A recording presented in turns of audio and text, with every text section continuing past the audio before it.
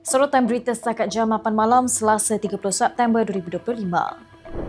10 AUN Bersatu Selangor menggesa Ahli Parlimen Tasik Glugur Wan Saiful Wanjan menumpukan perhatian kepada kes mahkamahnya daripada menyerang pemimpin parti dengan tuduhan tidak berasas.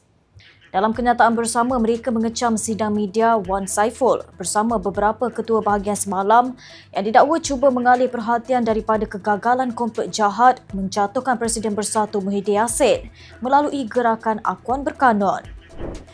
Menteri Pemuda dan Olahraga Indonesia Erick Thohir menafikan tuduhan kononnya ada campur tangan negara itu dalam tindakan yang dikenakan FIFA terhadap Persatuan Bola Sepak Malaysia dan 7 pemain naturalisasi skuad kebangsaan.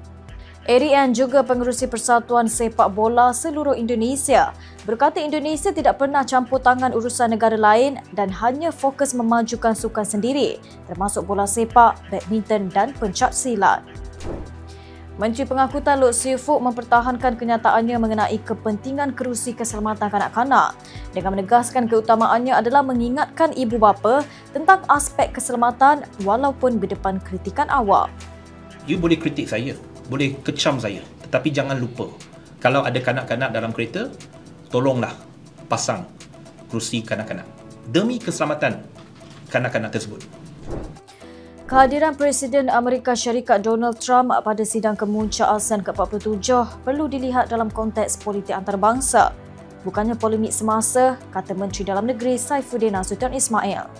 Saifuddin berkata sebagai pengerusi ASEAN, Malaysia membawa suara konsensus 10 negara anggota dan kehadiran Trump memberi peluang kepada Malaysia dan ASEAN untuk menyuarakan pendirian tegas terhadap dasarnya menyokong kekejaman termasuk terhadap rakyat Palestin.